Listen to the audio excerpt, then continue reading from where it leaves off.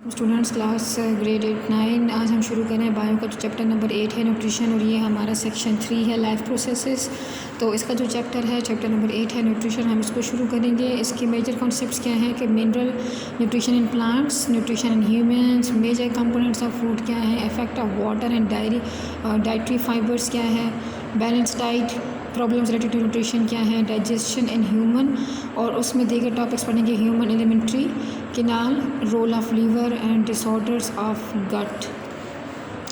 तो स्टूडेंट सबसे पहले हम ये देखेंगे कि न्यूट्रिशन कहते किसको हैं। The process in which the food is obtained or prepared, absorbed and converted into body substances for growth and energy is called nutrition. तो स्टूडेंट्स का मतलब क्या हुआ कि न्यूट्रिशन किसे कहते हैं कि वो फूड जिसको जहाँ से हासिल करना, फिर उसका तैयार करना, फिर उसका जज़ब होना जिस बॉडी में, और फिर उसका कन्वर्ट होना बॉडी में ऐसे सब्सटेंसेस में जिससे हमें ग्रोथ और एनर्जी मिल सके, तो इसे न्यूट्रिशन कहा जाता है। Nutrients are the elements and compounds that an organism obtains and use an energy source or as components for the synthesis of new materials। तो स्टूडेंट यहाँ पे हमारे पास दो डेफिनेशंस कवर हो गई, एक न्यूट्रिशन क्या है और दूसरा न्यूट्रिएंट्स किसे कहते हैं। स्टूडेंट्स दोनों में फ़र्क है तो अपने इसका ध्यान रखना है। फिर nutrition is essential for several purposes. क्यों ज़रूरी है nutrition? It constitutes a source of energy for an organism, यानी जब हम कोई भी फूड खा लेते हैं तो उससे हमें एनर्जी मिलती है। It provides building material for growth and development. इससे क्या होता है कि जो भी हमारे ग्रोथ और डेवलपमेंट के लिए ज़रूरी चीज़ें चाहिए होती हैं वो हमें मिल जाती हैं।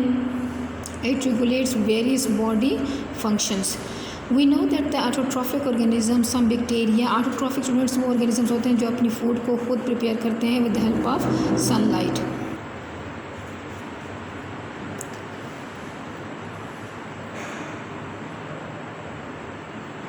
Some bacteria or algae and all plants obtain water, carbon dioxide and minerals from their environment and prepare the food which is then used for growth and energy. On the other hand, heterotrophic organisms, most bacteria and all the protozoans, fungi and animals obtain their food from the other organisms and use it for growth and energy. Students main यहाँ पे हमने देखा nutrition क्या है, nutrients क्या है, फिर इसकी अहमियत ये 3 पॉइंट्स में है।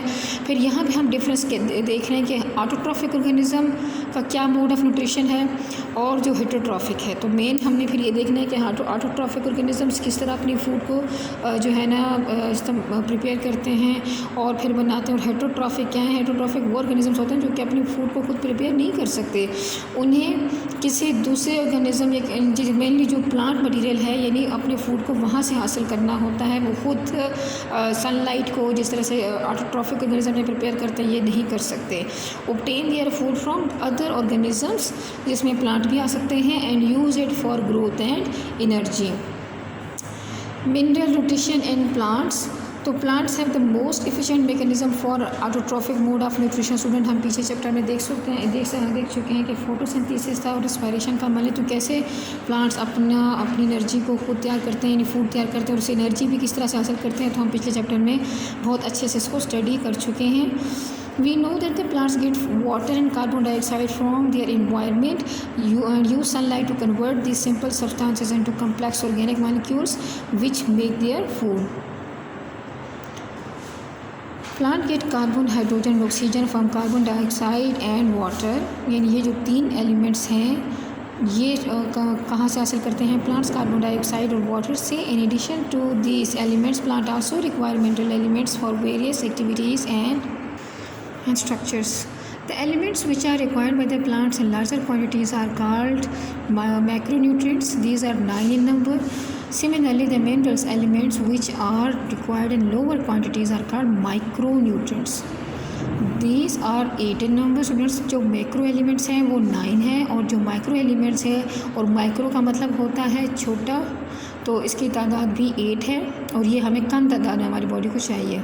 इसलिए ये टेबल दिए हुए हैं जिसमें कौन से माइक्रो न्यूट्रिएंट्स और कौन से माइक्रोन्यूट्रिएंट्स हमारी बॉडी को रिक्वायर्ड होते हैं, उनका अपना अपना क्या काम है, तो वो हम इन टेबल से देखेंगे।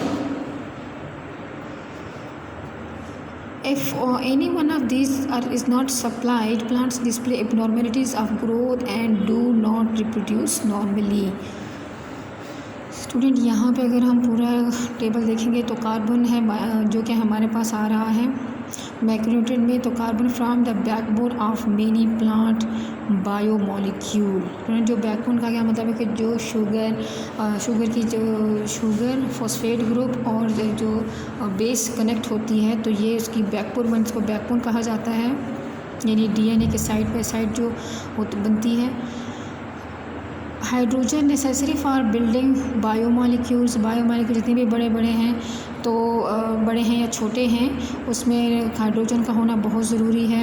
जैसे ग्लूकोज हो या इनफैक्ट अपना ग्लूकोज का मॉलिक्यूल है या शुगर का मॉलिक्यूल है। डीएनए को देखें तो oxygen necessary for cellular respiration. Phosphorus component of ATP. इसमें हम देखते थे कि फॉस्फेट ग्रुप ब्रेक होता था तो उससे एनर्जी रिलीज़ होना शुरू हो जाती थी।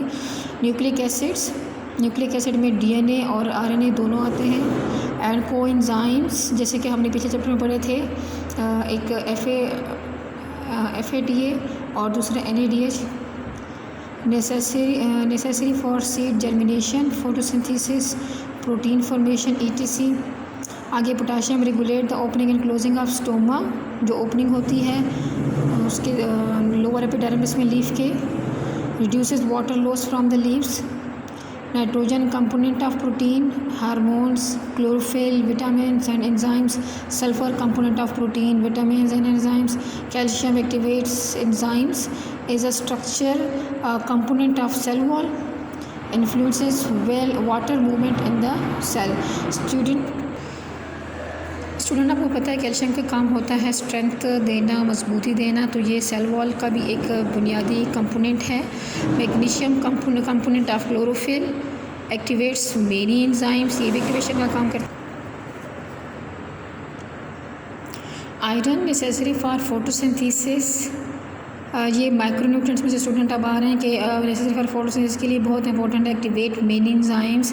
Molybdenum component of the enzyme that reduces the nitrate to ammonia and important in building amino acid. Boron important in sugar transport, cell division and synthesising certain enzymes. Copper component of several enzymes. Manganese involved in enzyme activity for photosynthesis, respiration and growth metabolism. Zinc required a large number of enzymes. Chlorine involved in osmosis of water.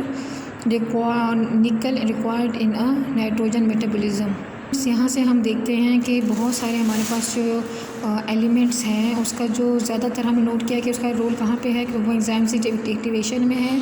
Enzymes का काम क्या होता है कि किसी भी process को, किसी भी रिएक्शन को कंप्लीट करना होता है, लेकिन खुद इस्तेमाल नहीं होते सिवाय इसके कि वो हेल्प आउट कर देते हैं इस प्रोसेस को, कोई भी रिएक्शन इसको कंप्लीट होने में। तो स्टूडेंट इसके अलावा हम देख रहे हैं कि जितने भी हमारी बॉडी के लिए ज़रूरी प्लांट्स के लिए भी इवन फोटोसिंथेसिस से लेकर रिस्पायरेशन में और उनके बेसिक जो न्यूक्लिक एसिड्स हैं यानी कि डीएनए है या आरएनए है, तो इन सब के लिए क्या चाहिए, ये इन एलिमेंट्स की ज़रूरत पड़ती है कहीं ना कहीं, और कहीं पे तो सिर्फ एंजाइम्स को एक्टिवेट करने के लिए भी इनका रोल पाया जाता है।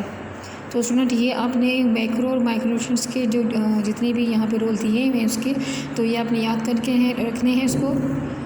आगे है carbon and oxygen are observe from the air while other elements are observe from the soil. अब इसमें भी बताया है कि जो कार्बन ऑक्सीजन है वो तो हवा से हासिल हो जाता है, ऑब्जॉर्व करता है, प्लांट बॉडी है, while other elements are observe from the soil. तो स्टूडेंट ये आपने जहन में रखना है, और आज के लिए इतना ही काफ़ी है।